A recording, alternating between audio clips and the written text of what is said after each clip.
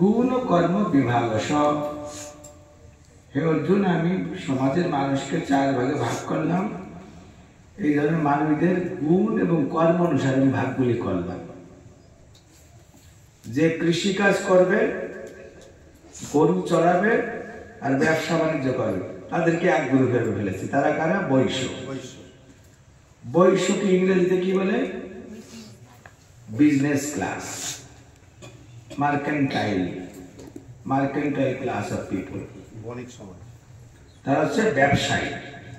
শুধু ব্যবসা না, তারা কৃষিকাজও করবে আর গবাদি পশুকে প্রতিপালন করবে। 3টি হলো মেইন কাজ বৈশ্য দ্বারা: কৃষি, গোরক্ষা এবং বাণিজ্য। এই 3 কাজ যারা করবে তারা কারা?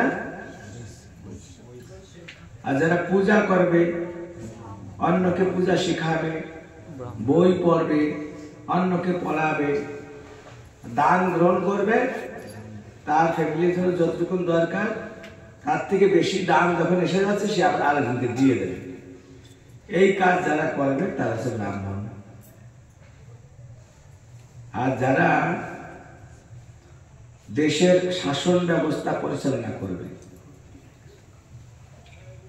সত্য ন্যায় বিচার করে, অন্যায় কি ন্যায়কে বিচার করে ন্যায়কে প্রতিষ্ঠা করবে, সত্যকে প্রতিষ্ঠা করবে, প্রয়োজন হলে অন্যায়কারীকে দণ্ড দেবে। দেশের যে জায়গাটা, jurisdiction of the country will be protected by ক্ষত্রিয়। ক্ষত্রিয় ওই দেশের সীমানাকে কি করবে? প্রোটেকশন দেবে। দেশের সীমানার উপর যদি অন্য কোন দেশের রাজা নজর উঠায় দখল করার জন্য, তার সাথে যুদ্ধ করে তাকে পরাজিত করবে, এই ধরনের কাজ যাদের, তাদেরকে বলে ক্ষত্রিয়। তারপর দেখলো শূদ্র। শূদ্রের কাজ কি?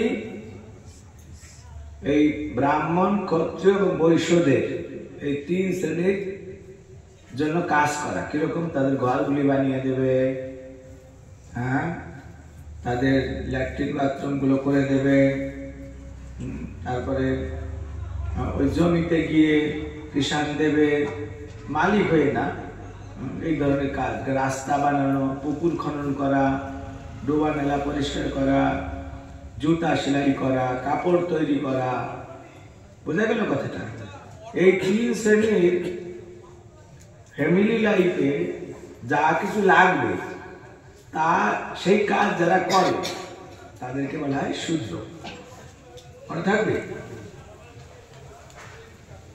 এখন মনে করো গুটখা বিক্রি করছে কেউ, তাহলে সে কি?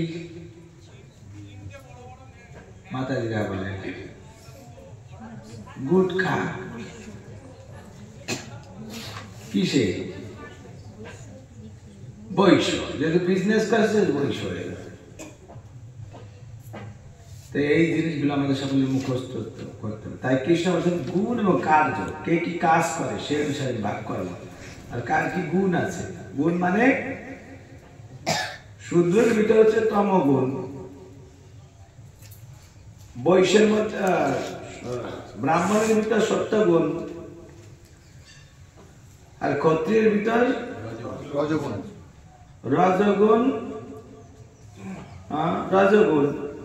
আর ঈশের মধ্যে রজ এবং তমগুণ, বৈশ্যের মধ্যে রজ এবং তমগুণ মিক্স।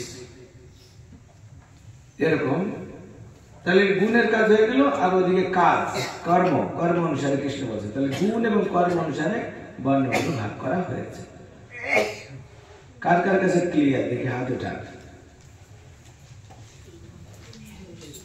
অত ক্লিয়ার না? না কেন? পড়তে হবে তাহলে বারবার, আরো পড়তে হবে। আর কোথায় যদি বলি কোথায় ক্লিয়ার হয়নি তা আমাকে জিজ্ঞেস করতে পারবে না? তাও লাগে না যে কোথায় যে ক্লিয়ার হলো না। তার মানে হলো শুনিনি। আচ্ছা, তো এখন এই যে আমি আর এত বলবো না, গরম লেগে যাচ্ছে। এখন এই যে বর্ণগুলোর আবার একজনের প্রতি একজনের ব্যবহার কেমন হবে তাই এখানে আমি আলোচনা করবো, কারণ এই সুবর্ণাতে তাই বলেছে। ব্রাহ্মণকে সবসময় অন্য 3 সম্প্রদায় শ্রদ্ধা করবে, পূজা করবে, তাদেরকে মানবে, তাদের পরামর্শ গ্রহণ করবে এবং ব্রাহ্মণের থেকে তারা দীক্ষা নেবে, শিক্ষা নেবে। তার মানে ব্রাহ্মণ হচ্ছে সমাজের গুরু, ব্রাহ্মণ হচ্ছে সমাজের মাথা, গুরু। ক্ষত্রিয়রা কি করবেন? ব্রাহ্মণরা যেভাবে নির্দেশ দেবেন ওইভাবে দেশ চালাবেন। ক্ষত্রিয়রা গায়ে জোর আছে, মনে জোর আছে, আর বাহুতে জোর আছে। এই শক্তি তারা কাজে লাগাবে। কিভাবে কাজে লাগাতে হবে এই বুদ্ধিটা ব্রাহ্মণ দেবে।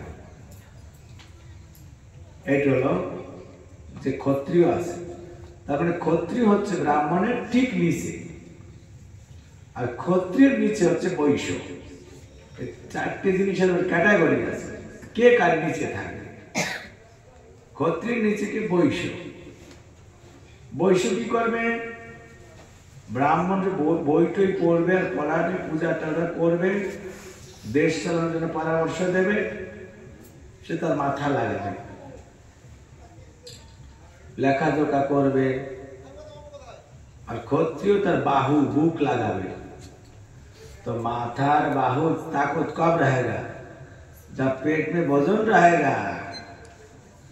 पेट में वजन डालने के लिए বৈশ্য এখানে থাকবে। তার নিচে এই এখন গেল, তারপরে সেকেন্ড এই অঙ্গ না, তারপরে থার্ড এই অঙ্গ, তার নিচে কি? পা। এই 3 অঙ্গকে দেখুন পা বহন করে নিয়ে বেড়াচ্ছে। ওই জন্য শূদ্র ওই 3 বর্ণকে সেবা করবে, যা কিছু লাগবে, মাথার জন্য যা লাগবে এই পা সেই জায়গায় নিয়ে যাবে, তাকে বাহুর জন্য, পেটের জন্য যা কিছু লাগবে পা তাকে বিভিন্ন জায়গায় প্রয়োজনে নিয়ে যাবে, ক্যারি করবে। এই 3টে অঙ্গের লোড এই শূদ্র বহন করছে। শূদ্রের চাপ বেশি কিন্তু দাম কম।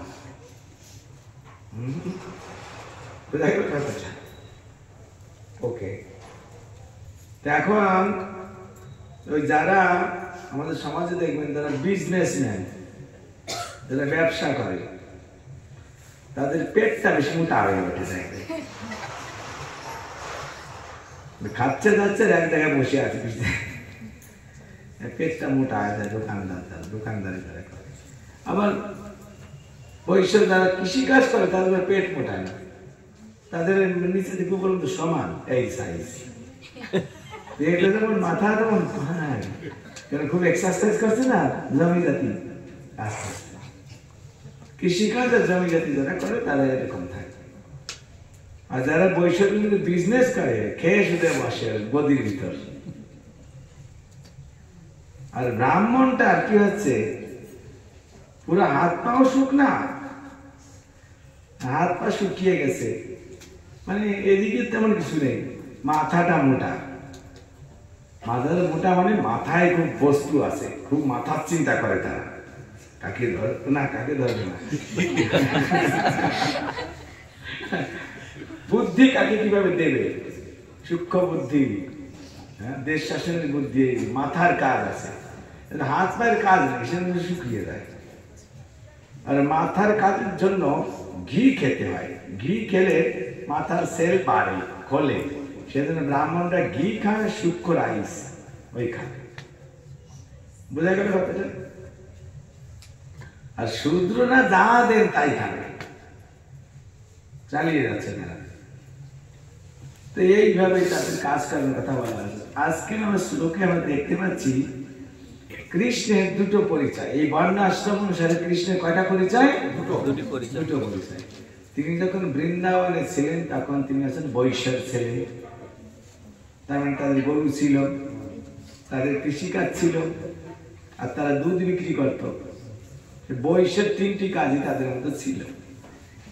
তো আমাদের নন্দ মহারাজের বৈশ্যদের রাজা, ব্রাহ্মণ ভোজে যারা ছিলেন তাদের রাজা ছিলেন। আচ্ছা, তিনি যখন কুরুক্ষেত্রে, তিনি যখন অযোধ্যায় গেলেন তখন তিনি ক্ষত্রিয়ের মধ্যে আচরণ করলেন কৃষ্ণ। তো যেহেতু তিনি কাজ এখন ক্ষত্রিয়ের মতো করছেন, অর্থাৎ তিনি ক্ষত্রিয়। একটা মানুষ ক্ষত্রিয় হবে না, ব্রাহ্মণ হবে না, শূদ্র হবে, সেটা নির্ভর করে কিসের উপর? তার কাজ কর্মের উপর এবং তার গুণের উপর। তা এখন কৃষ্ণ কি দ্বারকায় গিয়ে গরু চড়িয়েছে? না, তিনি রাজা হয়েছে, নাম হয়েছে দ্বারকাধীশ। তার ওনার সৈনিক বাহিনী ছিল, সৈনিক, তার মিনিস্ট্রি ছিল, মানে অনেকগুলো মিনিস্ট্রি ছিল, ক্যাবিনেট মিনিস্টার ছিলেন, উপদেষ্টারা ছিলেন, রাজা এসে তিনি অনেক রানী গ্রহণ করেছিলেন। হ্যাঁ, তো এগুলো সেই জন্য উনি ক্ষত্রিয়। এখন ক্ষত্রিয়ই হোক আর বৈশ্যই হোক, ব্রাহ্মণদের তো নিচে, ব্রাহ্মণদের নিচে না। অথচ কৃষ্ণ এমন একজন ক্ষত্রিয় আর বৈশ্য যে তিনি যখন হস্তিনাপুর থেকে দ্বারকার উদ্দেশ্যে রওনা দিচ্ছিলেন, তখন সেখানে ব্রাহ্মণরা, অর্থাৎ ব্যয়দেবের মতন ব্রাহ্মণরা এসছেন, তাকে পূজা করেছে। এই কথাটা মানেটা কি? কৃষ্ণ ব্রাহ্মণের নিচে, তাকে যদি ক্ষত্রিয় ধরে তো নিচে, আর যদি বৈশ্য ধরা হয় তাহলে সেই ক্ষত্রিয়েরও নিচে। অথচ মাথা যারা সমাজে, তারা কারা? ব্রাহ্মণ। আবার ব্যয়দেবের মতন ব্রাহ্মণ, মহা পণ্ডিত, সেই জন্য প্রমুখ বলেছে, তারাই এসে কৃষ্ণের পূজা করলেন। এই কথা দ্বারা কি বোঝাচ্ছে? দেখি কে বুদ্ধিমান আর বুদ্ধিমতী আছে এই ব্যাখ্যাটা দিতে পারবে। এটার অর্থটা কি, এর ব্যাখ্যাটা কি হবে? কৃষ্ণ যে পরমেশ্বর ভগবান, এটা এখানে ওনারা প্রতিপাদন, ওনারা প্রকাশ করছেন যে হয়েছে। আরেকটু বলতে হবে, পরমেশ্বর ভগবান তা তো আমরা জানলাম। সমাজের বিভিন্ন স্তর থেকে পূজিত হচ্ছেন শ্রীকৃষ্ণ ভগবান রূপে, এইটা এনারা বুঝতে পেরেছেন, সেই জন্য। ওকে, আর কেউ? তার সমান কেউ নেই, তার ঊর্ধ্বে কেউ নেই, তিনি অসমর্থ। তা তো বুঝলাম। আর কি? ভগবান বর্ণ এবং আশ্রমের ঊর্ধ্বে। ভেরি গুড, আলিবাদান, ভগবানের জন্য বর্ণাশ্রম কোনো ব্যাপার না, তিনি তার উপরে, তার ক্ষেত্রে এটা অ্যাপ্লাই হবে না। তিনি এই বর্ণাশ্রমের উপরে, তিনি হচ্ছে বর্ণাশ্রমের father, because he is the creator. Bhagavad Gita বলছেন আমি বানিয়েছি। তো তাকে কখনো বর্ণ এবং আশ্রমের ভিতরে সীমিত করা যাবে না। সেই জন্য ওই ব্যয়দেবের মতন ব্যক্তি ওটা বিচার করেন, উনি তো ক্ষত্রিয়। ক্ষত্রিয়তে লীলা করছে, তিনি ক্ষত্রিয়তে লীলা করছেন। ভগবান আমার ক্ষত্রিয়, ব্রাহ্মণ কি আছে? ভগবান হচ্ছেন সকলের আরাধ্য, নাকি? আরাধ্য মানে কি? পূজিত। পূজিত। তো সকলে বলতে কাকে বোঝাচ্ছে? ব্রাহ্মণ, ক্ষত্রিয়, বৈশ্য, শূদ্র, সবাই। তার মানে সেখানে ব্রাহ্মণও আছে, তারও পূজ্য হচ্ছেন ভগবান। এই তত্ত্ব ব্যাসদেব জানতেন। আরাধ্য ভগবান ব্রজেশতর। তো ভগবানের ক্ষেত্রে কোনো কিছু সীমিতকরণ যাবে না, এটা আমরা বলতে পারি না। আচ্ছা, এইটা হলো ভক্তদের বিচার। ভগবান আমার ক্ষত্রিয় বৈশ্য কি আছে? তিনি সর্বাবস্থাতেই পূজনীয়, ঠিক কিনা? আচ্ছা বলেন, এই যে কৃষ্ণ তিনি দ্বারকা লীলা করেছেন, বৃন্দাবনে রেখেছেন, তার মানুষের ইমেজ নিয়ে, না? মানুষ রূপে দেখা যাচ্ছে মানুষ। ভগবান যখন এমনকি মানুষ রূপে আসেন না, বরাহ রূপে আসছেন, তো বরাহ আবার কোন বর্ণের ভিতর পড়ে? এখন যদি বলা হয় যে শিয়ালগুলি কোন বর্ণ? কোন বর্ণ? কি শিয়াল কোন বর্ণ আছে? তো ওই বরাহ কোন বর্ণ আছে? মাছের কোন বর্ণ আছে? তো ভগবান যখন মাছ রূপ ধারণ করেছিলেন, তখনও এমনকি ব্রাহ্মণরাও তার পূজা করেছে। এ তো বুঝলাম বর্ণের ভিতরে আছে। তার মানে ভগবান সর্ব অবস্থাতেই পূজিত। তিনি বর্ণের ভিতরে থাকুক বা না থাকুক, যেমন এখন বর্ণের ভিতরে আছে ক্ষত্রিয় রূপে, আসলে ওনার উচিত হলো তাদের পূজা করা, কিন্তু ব্যয়দেব ব্রাহ্মণ উঁচু বর্ণে থাকা সত্ত্বেও তার পূজা করেছেন। তার মানে বোঝাচ্ছেন ভগবান বর্ণাশ্রমে ঊর্ধ্বে। এমনকি ভগবান যখন বর্ণাশ্রমের ভিতরে আসেননি, মৎস্য অবতার কুর্ম অবতার আসছেন, এটা তো কোনো ক্যাটাগরির ভিতরে পড়ে না, বর্ণের বিচার না, তারপরেও তার তিনি পুঁজি। এই জিনিসটা বোঝাতে চেয়েছে। আচ্ছা, এখন এই ব্যয়দেব বলুন, অন্যান্য ব্রাহ্মণ ক্ষত্রিয় যারাই বলুন, যে যত পোস্ট পজিশনে থাকুক, তা তো সকলেই কৃষ্ণের ভক্ত না, ভক্ত না? তো কৃষ্ণকে আরাধ্য রূপে জেনে এই বর্ণাশ্রমের নিয়ম ফলো না করে তিনি ক্ষত্রিয় বৈশ্য হওয়া সত্ত্বেও তাকে পূজা করেছেন। এটা হচ্ছে ভক্তরা তাদের কর্তব্য পালন করেছেন। এবার কৃষ্ণ দেখছেন আমারও তো একটা কর্তব্য আছে, আমাকে আরাধ্য রূপে পূজা করেছে, ঠিক আছে, তা আমারও তো একটা কর্তব্য আছে। কি কর্তব্য? আমি এখন লীলা করছি ক্ষত্রিয় রূপে, আর ওনারা হচ্ছেন ব্রাহ্মণ, মানে আমার উপরে, অর্থাৎ আমিও তাদেরকে পূজা করব। তো কৃষ্ণ পূজা গ্রহণ করার পরে আবার তিনিও তাদেরকে পূজা করেছিলেন, এই কথাটি লেখা। তার মানে হলো সমাজের ভক্তরা কৃষ্ণকে পরমারাধ্য রূপে জেনে পূজা করলেও কৃষ্ণ জানেন যে আমি এখানে এসেছি, আমি এসে জগতের নিয়ম কানুন বর্ণাশ্রম প্রবর্তন করেছি, আমি নিজেও কোন একটা বর্ণ বা আশ্রমের ভিতরে এসেছি, আমি নিজে এসে নিজেই যদি এগুলো পাত্তা না দেই তাহলে জগতের কেউ পাত্তা দেবে না। সেই জন্য কৃষ্ণ তাদেরকে পূজা করেছেন ক্ষত্রিয় রূপে, যে আমি ক্ষত্রিয় কুলে আছি, এখন এরা তো ব্রাহ্মণ, এনাদের আমার পূজা করা উচিত, তাই তিনি করেছেন। তার মানে কৃষ্ণ ভগবান হওয়া সত্ত্বেও তিনি আইন কানুনকে উপেক্ষা করতে চাননি। তিনি যদি আইন কানুন উপেক্ষা করেন কে ঠেকাবে? কিন্তু তবু তিনি আইন কানুন উপেক্ষা করতে চান। ওনারা আইন কানুন উপেক্ষা করে আমাকে বড় মনে করে পূজা করছিল, তাদের ব্যাপার, তা আমি ব্যক্তিগতভাবে আইন উপেক্ষা করব না। সেই জন্য ভগবান তাদেরকে পূজা করেছেন। এই কথাটা প্রভুপাদ কি বলেছেন? প্রত্যাভিবাদন, কৃষ্ণকে তারা পূজা করেছেন, কৃষ্ণ তাদেরকে পূজা করেছেন। বোঝা গেল কথাটা? এই জিনিসটাই আমরা ইস্কনে ফলো করি। আমাদেরকে কেউ প্রণাম করলে আমরা এটাকে প্রতি প্রণাম করি, এই জিনিসটা। তা আমরা দেখতে পাচ্ছি ভগবান এই জগৎকে বর্ণাশ্রম নিয়মটা শিক্ষা দিতে চেয়েছে। বাস্তবে আমাদের ধর্মের নাম হচ্ছে, এই যে হিন্দু ধর্ম যেটা বলে, আমাদের ধর্মের নাম হচ্ছে বর্ণাশ্রম ধর্ম। কি নাম? বর্ণাশ্রম। এখন যে হিন্দু ধর্ম বলা হচ্ছে, খ্রিস্টান ধর্ম বলা হচ্ছে, আরো কত ধর্মের কথা বলা হচ্ছে, এগুলোর পিছনে কোনো যৌক্তিকতা নেই। এগুলো জাস্ট মানুষ কথার কথা বলছে। আর এই কথাগুলি, এই যে খ্রিস্টান ধর্ম, আমুক ধর্ম, এগুলো একটা আমাদের শাস্ত্র সিদ্ধান্ত কথা নয়।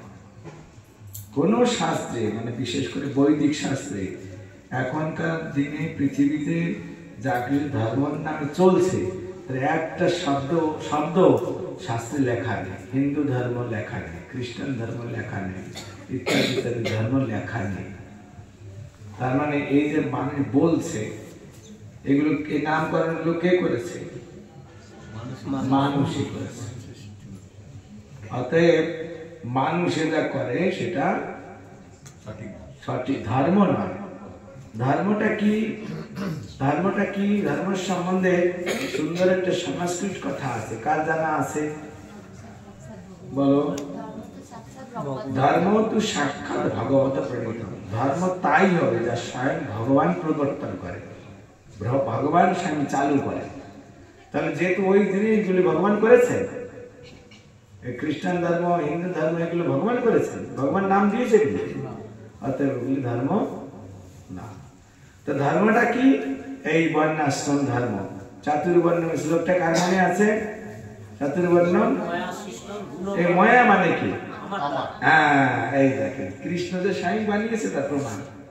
যেহেতু কৃষ্ণ যে স্বয়ং বানিয়েছেন, অতএব এটাই সঠিক এবং এটি ধর্ম। তাহলে মানব সমাজের ধর্মটা বলতে কি বোঝায়? বর্ণ এবং আশ্রম একসাথে কি হয়? এই বর্ণাশ্রম এত সাইন্টিফিক, আপনারা খেয়াল করে দেখেন, এখন আমার গরম লাগছে। খুলে দেবো।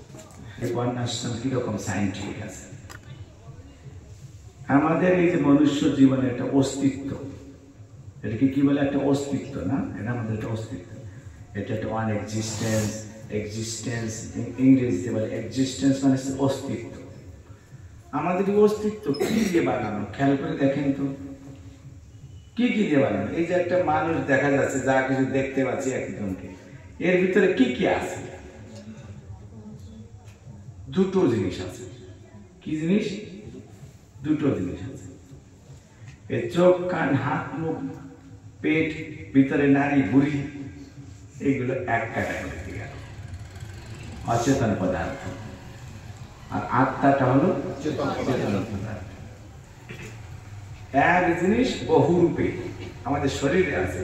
যেমন পঞ্চভূতি, আমার চোখ তৈরি, আমার কান তৈরি, আমার মাথার নাম দিয়েছি আলাদা, চোখ কান আলাদা হবে না, বস্তু কিন্তু পঞ্চভূত একই জিনিস তৈরি। এই সবগুলো অচেতন বস্তু, রাইট? তার মানে শরীর নামে যা কিছু আছে সব অচেতন বস্তু। শরীরের সঙ্গে যখন আত্মা যুক্ত হয়েছে, তখন একটা পূর্ণাঙ্গ অস্তিত্ব গড়ে উঠেছে। শুধু আত্মা পূর্ণাঙ্গ অস্তিত্ব নয়, শুধু শরীর পূর্ণাঙ্গ নয়। পূর্ণাঙ্গ যদি হতো সংসার পুরাচ্ছে কেন? আবার শরীর নেই, আত্মা আছে, তো জঙ্গলে ভূত হয়ে আছে কেন? এর কোনো বর্ণাশ্রম ধরন কিছু নেই। কিন্তু এই বর্ণাশ্রমের ভিতরে যারা আছে, দেখেন প্রত্যেকটা মানুষের দুটি জিনিস। Every single existence is having two aspects. One is bodily aspect, another is spiritual aspect. Spiritual মানে স্পিরিট থেকে স্পিরিচুয়াল শব্দটা এসেছে। SPIRIT, spirit. স্পিরিট মানে হলো চেতন বস্তু। আর স্পিরিট থেকে, স্পিরিটটা কি? স্পিরিট হচ্ছে নাউন। ওটার সঙ্গে যখন চুয়াল হয়ে গেল, স্পিরিচুয়াল, তখন ওটা অ্যাডজেক্টিভ হয়ে গেল। আর ম্যাটার, ম্যাটারটা কি? নাউন। ম্যাটার থেকে ম্যাটেরিয়াল যখন হলো, তখন ওটা কি হয়ে গেল? সুকৃত কোথায়? অ্যাডজেক্টিভ হয়ে গেল। কি কোন পার্ট অফ স্পিচ হলো এটা? স্পিরিচুয়াল যখন হলো, এটা কোনটা? কোন পার্ট অফ স্পিচ? অ্যাডজেক্টিভ হয়ে গেল। কথাটা বোঝা গেল?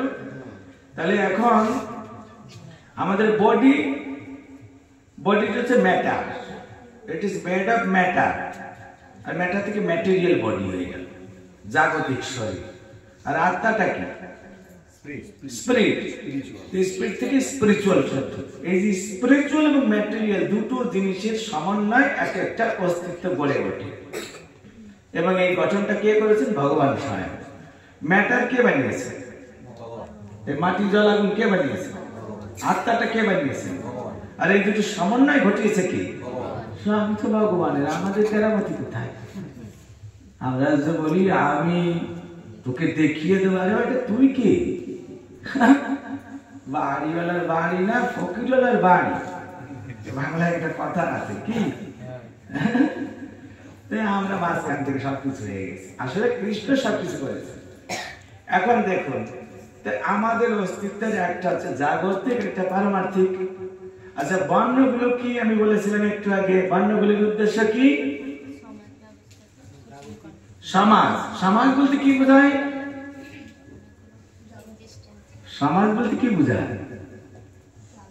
সমাজ বলতে বোঝায় একটা ব্যবস্থাপনা, যার মাধ্যমে একটা মানুষের জীবনে বাদ কাপড়ের গ্যারান্টি দেয়। আর বাদ কাপড় কোথায় লাগে? বাদ কাপড় কোথায় লাগে? আত্মায় না শরীরে? তার মানে সমাজের উদ্দেশ্য কি? শারীরিক দেখাশোনা, শরীরকে দেখাশোনা। ওই জন্য আমি বলেছি, যারা লিখেছেন দেখেন, বর্ণের উদ্দেশ্য কি? জাগতিক। বর্ণের উদ্দেশ্য জাগতিক, মানে এই সমাজ বা রাষ্ট্র যা কিছু করছে, এর উদ্দেশ্যটা কি? যাতে করে বাদ কাপড়ের গ্যারান্টি হয়। কি করে বাড়ি হবে, কি করে গাড়ি হবে, কি করে বিল্ডিং হবে, কি করে ইলেকট্রিক লাইন হবে, এগুলো সব আপনার দরকার শরীরের জন্য, রাইট? শরীরের জন্য। তার মানে বর্ণের উদ্দেশ্য এই শরীরের প্রগতি হবে। শরীরগুলো নিয়েই তো একটা সমাজ হয় না? কিন্তু আমি শুধু শরীর নই, শরীরটা হচ্ছে আমার। এটা আমার অস্তিত্বের একটা দিক মাত্র। আরেকটা দিক বাকি আছে, সেটা কি? তো সামাজিক ব্যবস্থাপনা, রাষ্ট্রীয় ব্যবস্থাপনার মাধ্যমে কিন্তু আধ্যাত্মিক প্রগতি হবে না। এটা হলো আপনার জীবনের তত অস্তিত্বের একটা দিককে কেবল ফুলফিল করছে, আরেকটা দিক টোটালি অফ আছে। তার জন্য কি আছে? যেহেতু আরেকটা দিক হচ্ছে স্পিরিট, মানে স্পিরিচুয়াল, সেজন্য তাকে ভরণ পোষণের জন্য স্পিরিচুয়াল বন্দোবস্ত করতে হবে, জাগতিক বন্দোবস্তে কাজ হবে না। যেহেতু শরীরটা জড়জগতে, সেই জন্য শরীরের জন্য ভাত, কাপড়, ইলেকট্রিক লাইট, রাস্তা, গাড়ি এগুলো লাগবে, ঠিক? জাগতিক বন্দোবস্ত। আত্মা যেহেতু স্পিরিচুয়াল, সেজন্য আত্মার জন্য দরকার স্পিরিচুয়াল বন্দোবস্ত। এখন এই 4টি আশ্রমে কি করে বলেন তো? প্রথমে কি? এই যে গুরুকুল। গুরুকুল তোমরা কি শেখো? গুরুকুলে কি শেখায়? গুরুকুল এমন একটা ব্যবস্থা, সেখানে কি করে খাবো, কি করে ঘুমাবো, এগুলো শেখানো হয় না। সেখানে শেখানো হয় তুমি আত্মা, শরীর থেকে আলাদা, ভগবানের কি করে স্মরণ করতে হয়, কি করে গ্রন্থ পড়তে হয়। কি গ্রন্থ? কি গ্রন্থ? এবিসিডি। কোন গুরুকুলে ফিজিক্স, কেমিস্ট্রি, জিওগ্রাফি, বোটানি এগুলো শেখানো হয়? সেখানে কি শেখানো হয়? আধ্যাত্মিক জ্ঞান সমন্বিত শাস্ত্রগুলি শেখানো হয়। সেখানে বেদ, উপনিষদ, পুরাণ, গীতা, ভাগবত এগুলো শেখানো হয়। আর সেই শিক্ষার একই উদ্দেশ্য, কি করে ভগবানের শরণাগত হতে হয়। তার জন্য কি করতে হবে? সাধনা করতে হবে। সাধনা বলতে কি? সকালে সকালে ওঠো। এই যে শিক্ষা, এটা পারমার্থিক উন্নতির জন্য, আত্মিক উন্নতির জন্য। যে ব্যক্তি ঘুম থেকে সকালে সকালে উঠবে না, তার পারমার্থিক উন্নতি হবে না, হবে না, হবে না।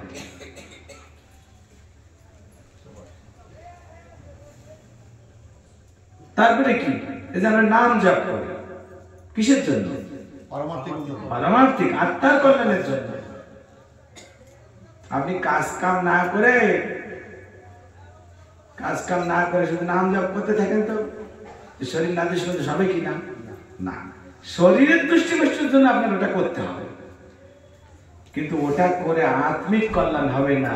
আত্মিক কল্যাণের জন্য স্পিরিচুয়াল ফুড সাপ্লাই করতে হবে, স্পিরিচুয়াল অ্যারেঞ্জমেন্ট করতে হবে।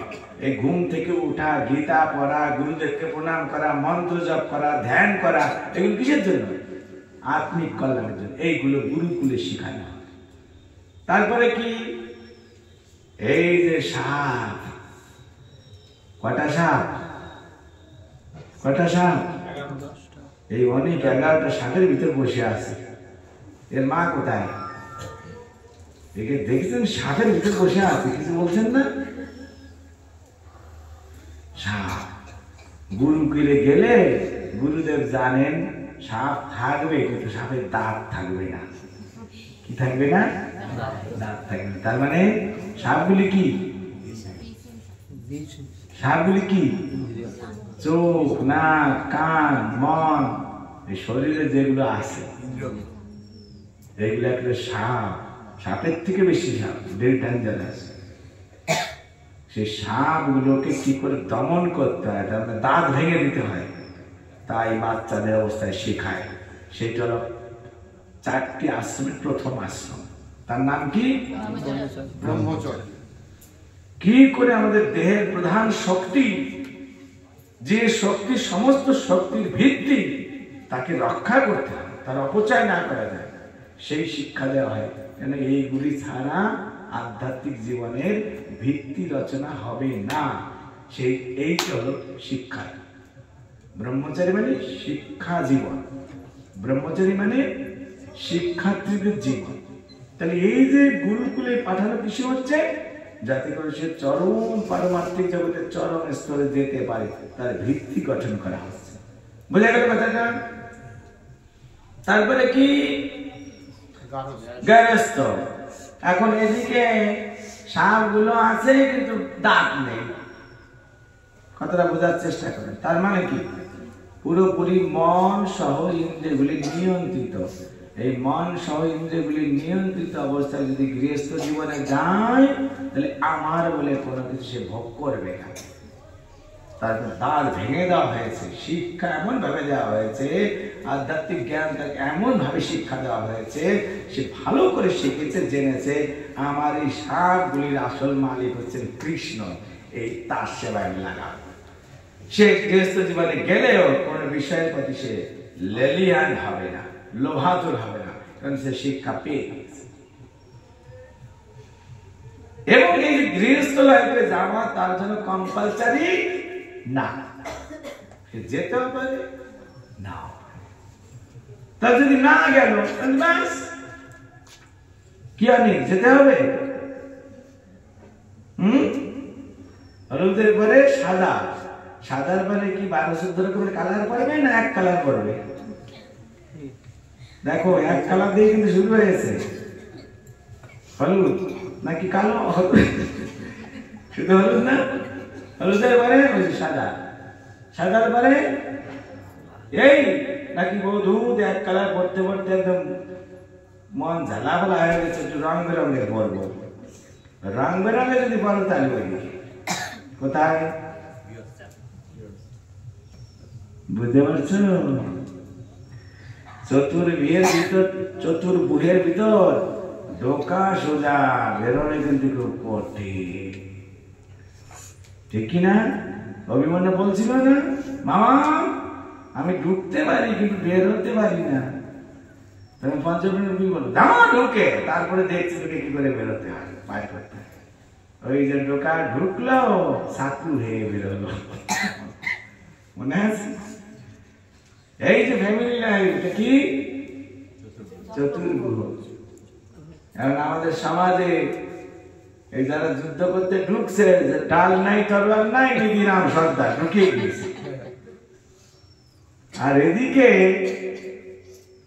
দুর্যোধন দুঃশাসন নবরথী কুপাচ্ছে কাকে?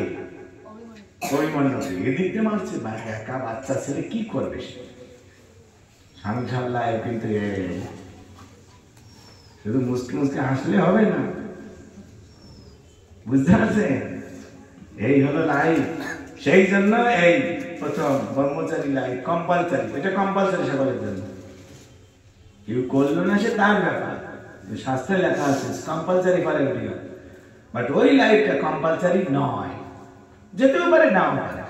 যদি কেউ যায় তাহলে দেখতে হবে দাঁত গুলো ভাঙা আছে কিনা সাথে, তা না হলে কিন্তু বহু ঢের থাকে। তারপরে যদি যায় বেশিক্ষণ না, কিছুক্ষণ পরে বেরিয়ে আসে, তাকে বলে বানপ্রস্থ, come out from the family life. তারপরে কি সন্ন্যাস। আর সন্ন্যাস মানে কি? সন্ন্যাস মানে he is the person who has taken renunciation or renounced order is socially dead. ये माने की है घुमाले की হবে সন্ন্যাস মানে কি? যিনি the person who has socially dead, socially died, যিনি সামাজিকভাবে মরে গেছে। তার মানে সমাজের কোনো ব্যক্তি বস্তুর সাথে তার কোনো পার্সোনাল সম্বন্ধ থাকবে না। সামাজিক তথা জাগতিক কোনো প্রকার রস সে আস্বাদন করবে না। সে শুধু কৃষ্ণামৃত নামামৃত ভগবানের সাথে সম্বন্ধিত হবে। বোঝাবে কথাটা? এই হলো পারমার্থিক জীবনের সর্বোচ্চ স্তর। তাহলে এই স্তরের ভিত্তিটা কি বলো? গুরুকুল। তারপরে কি? সোজা সন্ন্যাস। না বাবু একটু যেতে হবে, আমার মা না একা, সে বুড়ো হয়ে গেছে, একটু সঙ্গ দিতে হবে না কাউকে, যাও কিন্তু লাটাইটা আমাদের হাতে দিয়ে যাও, যাও এখানে, লাটাইটা এখানে থাকবে, যখন দরকার হবে টানতে ব্যাক করে নিয়ে এসো। কি ঘুড়ি কোনদিন উড়িয়েছেন? ঘুড়ি মানে ছেড়ে দিয়ে যান, যা যা বলে আমার লাটাই ধরে আছে, কোথায় যাবি? ঠিক কিনা? তা ঠিক সেই রকম আর গুড়িটা উপরে গেল, দূর বেটা ছেড়েও দিলে আবার টেনেও ধরলে একটু উড়া যায়। ভাবলাম যে পাখি হয়ে উড়বো, পাখির তো কোনো কেউ দড়ি দড়ি ধরে টানছে না, আমাকে টানছো কেন? তার বেটা তুমি পাখি না, তুমি গুড়ি, বুঝতে পারছো? তার কারণ গুড়ি বলছে দূর, তাহলে আমার গুড়ি গুড়ি হওয়ার কি দরকার ছিল? গুড়িও উঠতে পারলাম না, আজ তো আমার নিচে থাকে ভালো ছিল। তখন গুড়িওয়ালা বলছে নিচেই আয় আয়, না না। তখন ঠিক সেরকম এই যে সামাজিক নিয়ম কানুন যখন তোমরা জানবে বুঝবে, এই যে আমাদের প্রভুরা নিশ্চয়ই মনে মনে ভাবছেন যে প্রভু এই প্রবচনটা যদি 25 বছর আগে শুনতাম তাহলে আর ভাঙ্গা নৌকায় উঠতাম না। মনে হচ্ছে না? দেখো এটা সত্য কথা যে তাই এইরকম, তাহলে এতই এই ঢুকলাম আর বলছে বেরিয়ে আসে। ও মা, তাহলে ঢুকার কি আর দরকার ছিল? কি ভগবান তুমি বলতে না, ঠিক আছে যা রে যা। ওই কি একটা গান আছে,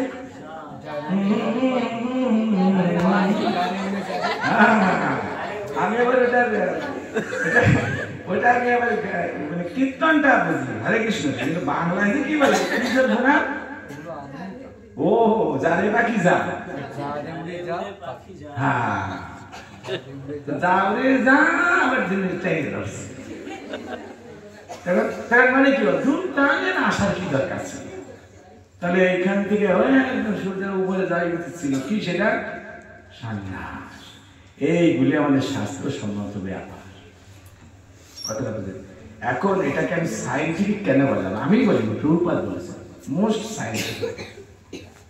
এই যে আমাদের অস্তিত্বের মধ্যে যে দুটো জিনিস আছে, ম্যাটার এন্ড স্পিরিট, অস্বীকার কেউ করবে?